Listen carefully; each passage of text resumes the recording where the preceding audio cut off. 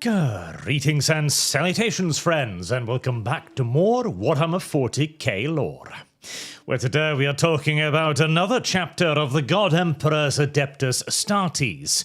Well, sort of, kind of, anyways, as technically speaking, the Sons of Medusa were never actually created as a founding chapter. Their organization into their own force was not sanctioned by the Lords of Terror. And so, again, technically, they were actually created as a renegade chapter that was then retroactively turned into a loyalist one later, without the whole heresy and or turning against the Imperium step, which is usually quite intrinsic to the whole Renegade Astartes thing. How did this exactly come to pass, this near unique circumstance amongst all Space Marine chapters? Well, the truth lies way back in the 35th millennium, when the Imperium was undergoing a bit of an identity crisis. This era of the Imperium's history is oft referred to as the Nova Terra Interregnum period. And so a great number of schisms form and work themselves out across the Imperium, within the High Lords, within the Ecclesiarchy, and most importantly for today's topic, within the Adeptus Mechanicus. One of the leading and largest schisms within the tech priests of Mars would later on be known as the Moira schism, where a group of tech priests on the planet, once a forge world, Moira, had been staring a little bit too long and a little bit too intensely into the warp lately, or more specifically, the Astronomicon itself. Bearing in mind, of course, that to the priests of the Red Planet, the God Emperor and their own deity, the Omnissiah, are one and the same. Thus, the beacon of the Astronomicon is quite literally the light of God.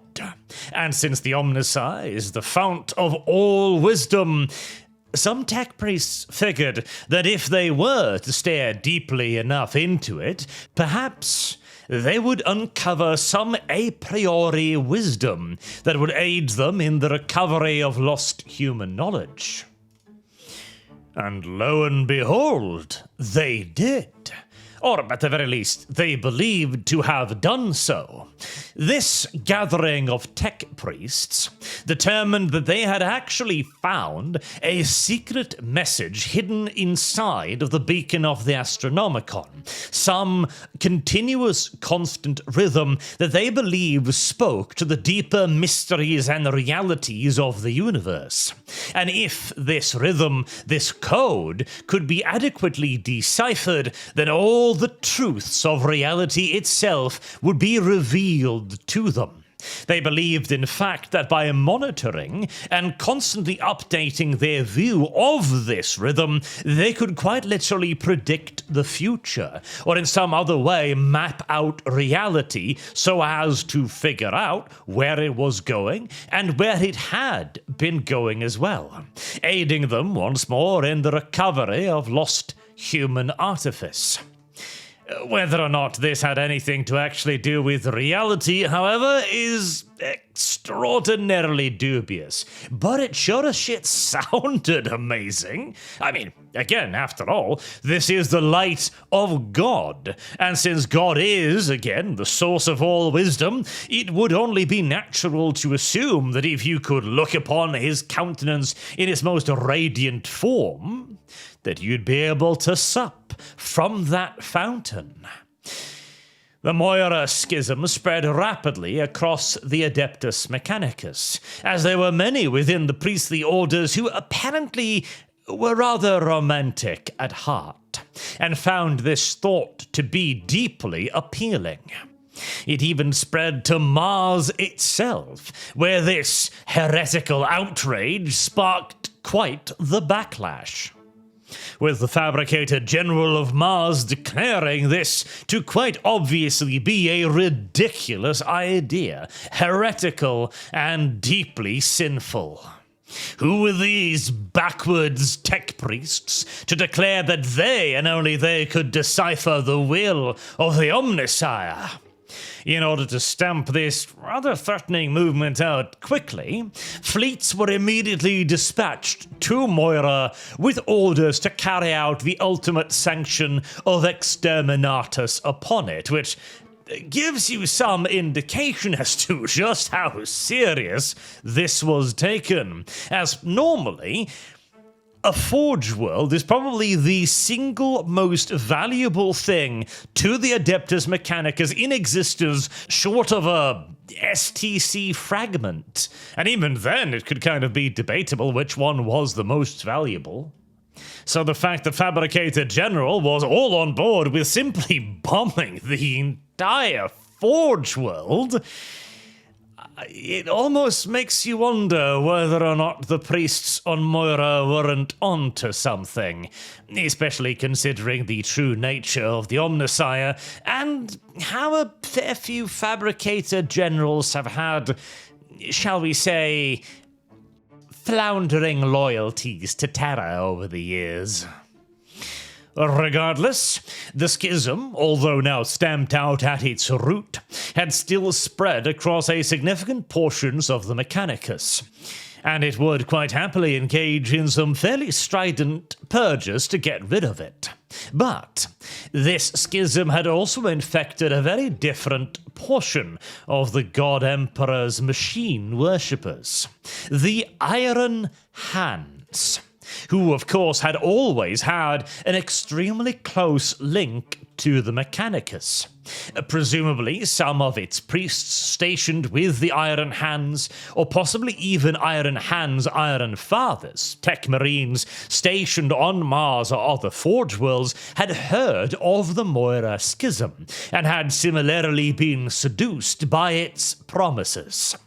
They brought these ideas back home to the Iron Hands' home world of Medusa, where they spread like wildfire. And just like the Fabricator General of Mars, the Clan Council of the Iron Hands acted swiftly to stamp out and eradicate this dangerous notion. However, they were not willing to go to quite the lengths that the Fabricator General had, possibly in part because at the time a full third of the chapter had declared their loyalties to the Moira faith, and waging war on a third of the Iron Hands, that was not a particularly appealing prospect, of course. And if one wanted to be extraordinarily optimistic, you might even suggest that they felt some hesitation at mass murdering their own people. But, well, these are the Iron Hands, and we're talking about the descendants of Medusa here, so that probably wasn't the motivation at all. Still, for one reason or another, the Iron Hands elected to show mercy to their wayward brethren. Mercy to a degree, anyways. Obviously, they could not be allowed to stay within the Iron Hands chapter, nor could they be allowed to remain on Medusa itself either, as they had clearly demonstrated they were not quite fully committed to the cause. Thus, exile was the only option, but you don't really just throw 300 space marines out into space and hope for the best. That's usually how heresies and or renegade chapters are created. So instead, they were given their own chapter organization. Normally, the Iron Hands are formed into several clan companies, which incidentally probably means they violate the Codex Astartes by a pretty ridiculous margin, even if not quite as absurd as the Dark Angels do habitually, but still. The now exiled chapter was formed into 3 further clans, and they would form the Sons of Medusa. It is at this point that many renegade chapters would grow somewhat distasteful of the Imperium and their brothers who had evicted them from their rightful birthplace and their founding chapter, and distancing them from their primarchs. But not the Sons of Medusa. They viewed this, in fact, as a pretty nice thing, actually, either because they recognized the inherent mercy in the act, or because they understood this was a genuine theological disagreement, not based on any malice or any real sense of heresy, or even a desire to cause a schism, but due to a genuine differences of views. Again, I'm somewhat surprised the Iron Hands would have entertained this, but for one reason or another, they did indeed. There was no bad blood between the Sons of Medusa and the Iron Hands. Just in case, though, they also made it so that both forces, the Iron Hands and the Sons of Medusa, would vow to never raise arms against the other, indicating that whilst the separation was amicable, it was not guaranteed to succeed. Luckily for everyone involved, as mentioned, the Sons of Medusa took their expulsion incredibly well. Mayhaps because they now, of course, believed that the future, history itself, and reality was determined by the God Emperor, and that they could themselves discern his will in the Astronomicon. However, now with the destruction of Moira and the annihilation of the origin points of this belief, the Sons of Medusa quickly, how do I put it, spun off their own variant of the religion, one might say. They developed a radically different interpretation. Instead of following the ideas of the Moira tech priests directly, they figured out their own algorithmic interpretation of the Astronomicon, and instead of viewing it as simply the God Emperor speaking to them, because, as we've seen in the past, chapters that believe that the Emperor is talking to them directly tend to go a little crazy. Little. Instead, the Sons of Medusa adopted the basic principles of Moirism, which is the idea that one can calculate the future, and took up that thread instead. Now, there's a bit more religion to all of this, of course, but in essence, they believe that if you can know all the variables, all of the data points, all of the moving bits and pieces in any situation, then you can, quote-unquote, predict the future by simply calculating what is most likely to occur. This is not true prescience or anything like that. It's not actually telling the future by pairing past reality in the ways that Eldar or certain Tzeentchian sorcerers might do. It is instead cold, hard mathematics on an absurd and autistic level. Maybe that's why they got kicked out of the Iron Hands. The Clan Council saw an opportunity to get rid of all of their worst autists, who just wouldn't shut up about the brand new algorithm they'd discovered. And the Clan Council grabbed that opportunity with both hands. And even then, the autists couldn't get along enough to simply become a chapter, so instead they split into the 3 war clans: the Magira, the Atropos, and the Lachesis. Each war clan consisting of about 300 battle brothers, or the equivalent of 3 companies, focused on tactical companies, assault, and devastator companies, with the last 100 or so men allowed to the Sons of Medusa by the Codex Astartes being filled up by scouts and other neophytes.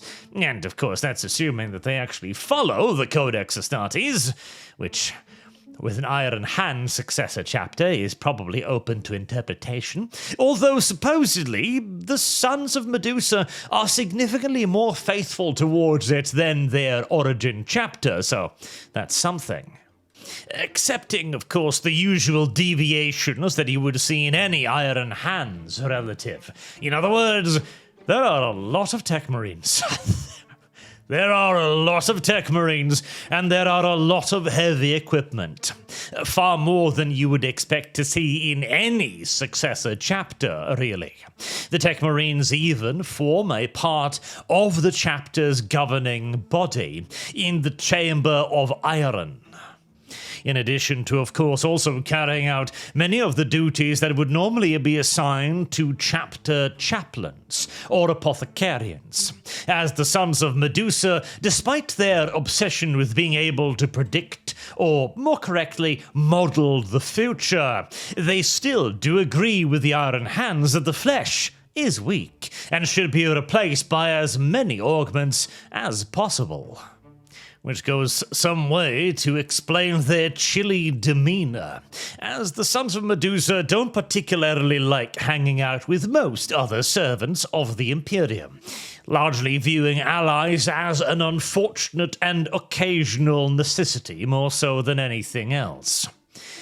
That's not to say they won't help when asked to, however, as, having been expelled from Medusa, they quite naturally became a crusading chapter wandering across the Imperium, actively seeking out battles with the God Emperor's enemies, only seeking new recruits from worlds they had intervened in the defense of or otherwise saved from great peril.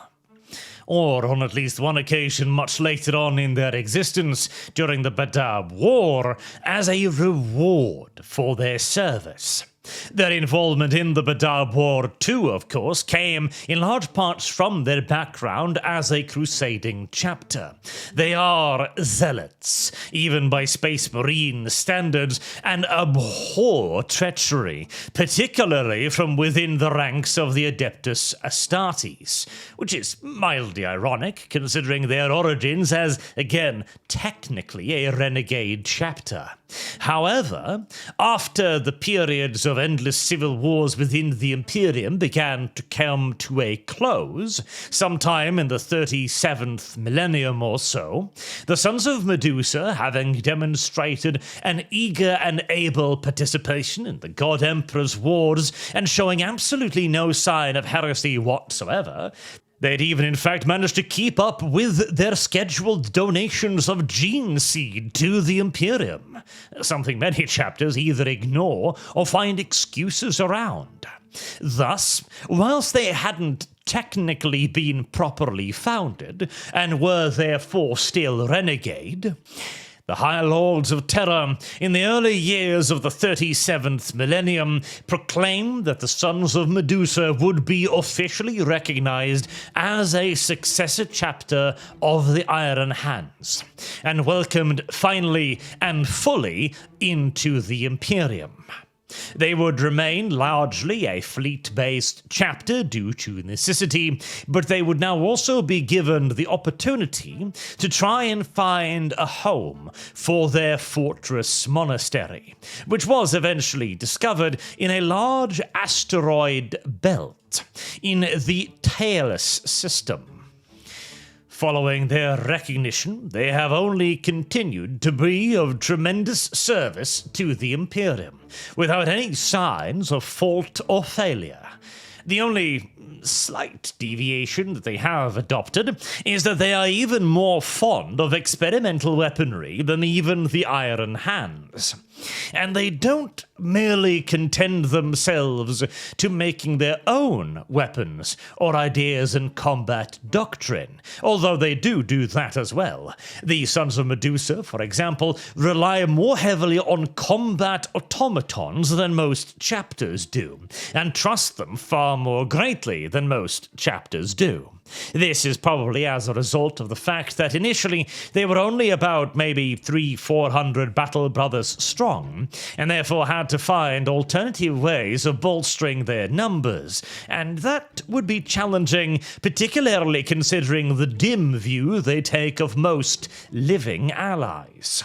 But in addition to this, due to being a chapter without an active and fully functional support system, at the very least for the few first decades of their existence, the chapter also took to taking up the weapons of slain foes, primarily aliens, we assume, as we're thinking they wouldn't be quite so silly as to start utilizing chaos weaponry.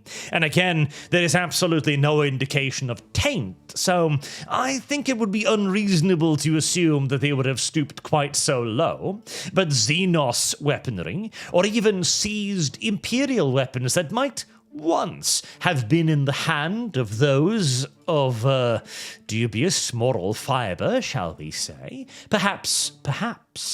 And then carrying out experiments on these weapons to further enhance the capabilities of their own weapon systems.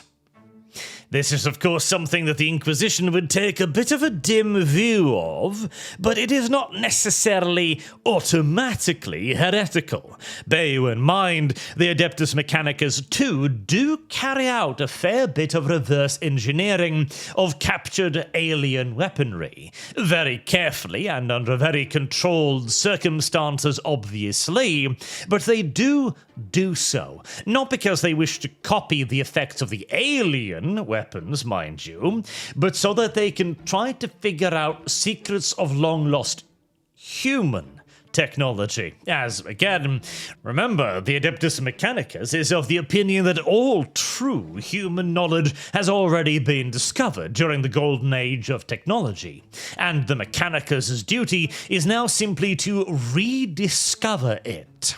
And if they can find a hint or two in alien technology, then, well, it is not alien technology, it is human technology. That just requires a bit of extra discovery. And certainly, despite this fancy, this eccentricity, none would ever mistake the Sons of Medusa for Xenos lovers. Most assuredly so not.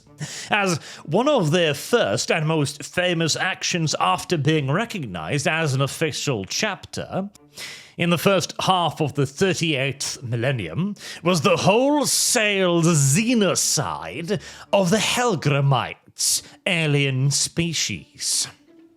This was a sizable alien empire that the Imperium had decided to quash once and for all in what would be known as the Belrath Crusade on the northern fringes of the Segmentum Pacificus. This was to be an enormous crusade-level undertaking, including tens of millions of Imperial Guard troopers, Titan legions, and Space Marine chapters, aided by Adeptus Mechanicus explorator fleets.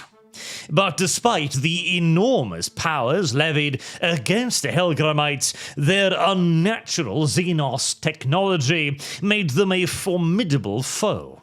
And after near half a century's worth of constant combat, the crusading fleet was not getting anywhere. If anything, indeed, the crusade found itself in danger of a reversal. It was then that the Sons of Medusa arrived, as if by some cosmic coincidence, or perhaps guided in some way by their Moeric code. The Sons of Medusa came onto the scene like a thunderbolt, guided by specialist explorator Magi, seconded to them from the Adeptus Mechanicus. And they came with a specific plan as well. The Helgramites' capital world was called Wormgaia. It was the center of their culture, industry, religion, and leadership. It had been an obvious target, of course, for the invading crusading forces, but it was shielded by some form of warp phenomenon that made it unapproachable by Imperial starships. Having managed to decipher the truth of this alien trickery, the Sons of Medusa managed to pass by the planet's guarding fields of energies, allowing the chapter to land directly down onto the planet below. The world was guarded and garrisoned, of course, but only sporadically so, as the vile Xenos had no doubt trusted in their warp-born trickery to protect them. But against the Sons of Medusa it was no shield at all, and the Astartes simply set about murdering everything, spending days, weeks, or possibly even months of extended deployment simply scouring the world, city by city, settlement by settlement, administrative centers, religious centers, centers of governments and military power, all of it reduced brick by brick, until it was said over half the world had been purged. A particularly impressive feat, considering that all of this had to be done, well, by hand. At the hands, in fact, specifically, of 1,000 Space Marines and mayhaps some contingents of Adeptus Mechanicus troops fighting alongside them. That is determination right there. They would have run out of ammunition quite early on, and after that they were simply just beating aliens to death with bits and pieces of other aliens. Even the flesh tearers would at least hesitate a little bit at the idea of using an alien child to bludgeon the life out of its parents. But not the Sons of Medusa, oh no, not even for a moment. And, as an added bonus, this destruction wasn't merely for their own satisfaction, although that was probably a large part of it as well. Listen, if anybody spends enough time to raise half a planet with 1,000 guys, no matter how destructive they may be, then you've got to enjoy it at some level.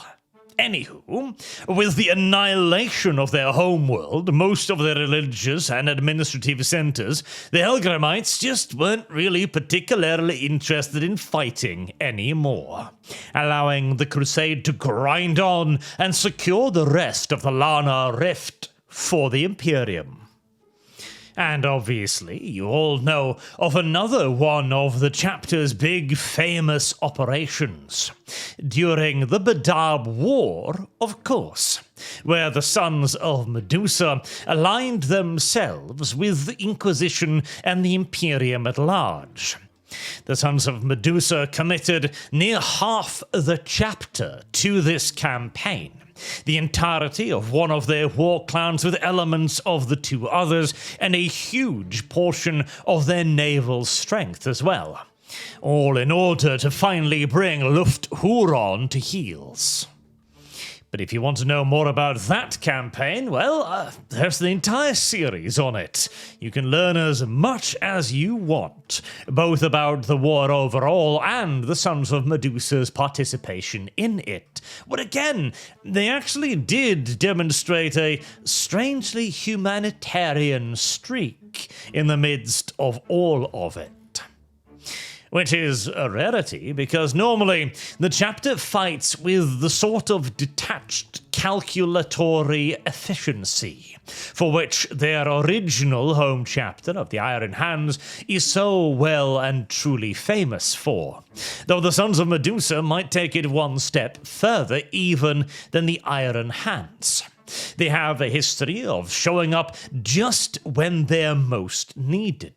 Presumably, this can be attributed to their own version of the Moira form of predictive reasoning, where they construct their own models of reality and pursue objectives as determined by this form of foresight. No doubt it also aids them ably in battle, as they are able to determine the precise point upon which to strike, and how many forces to dispatch to achieve the desired results with certainty. This may also go some way to explain why the chapter is so remarkably confident in its abilities. After all, if you're dispatched into a fight, you already know you're going to win, because you've brought all the necessary forces and you've figured out all of the opportunities the enemy have to thwart you. Well, You've already won the war before the first bolter has barked death across the field, haven't you?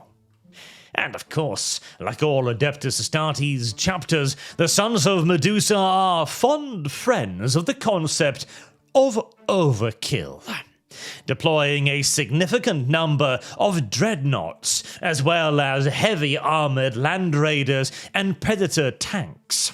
Having inherited a few forged ships from the Iron Hands, they're capable of not only constructing their own armored vehicles, but also maintaining a fleet of them that would be far out of reach for, well, 98% of fleet-based chapters. It is also possible that they might still have some links to renegade factions of the Adeptus Mechanicus, as the Moira schism again was rather deep. It would not be too odd if there were still sympathizers within the Mechanicus somewhere. This would explain why and how the Sons of Medusa are supposedly capable of producing exceedingly rare vehicles like the Land Raider, for example, as the artistry required to construct such machines are usually a closely and jealously guarded secret of the Forge Worlds who own the STC constructs required for their construction. I would also be tempted to hint at other, less pure, shall we say, means of acquiring such secrets, but once more, the Sons of Medusa have displayed absolutely no signs of heresy or corruption on any level, beyond their fancy of foreign firearms, of course, but whilst their proclivities for reverse engineering might be highly unorthodox, it is not in and of itself heretical. Perhaps the chapter is simply very good at it, and does not possess quite the same hesitation, shall we say, of pursuing reverse engineering for their own sake. And considering how they had to carry out their last xenocide, maybe some self-charging energy weapons wouldn't be the worst idea. I mean, it's gotta be a pain to keep all of that beautiful emerald green armor recognizable and pristine when you're tearing alien civilians apart with your bare hands. But, as ever, somebody has to do the God Emperor's work, and if that someone is to be the Sons of Medusa, then at least you know that they'll do the job right. And with that, I hope you have learned something new about the Iron Hands, about the Sons of Medusa, and about the Astartes chapters. And until next time, I have been Arch. Thank you very much for listening, and I hope to see you all again soon. Till then, have a good day.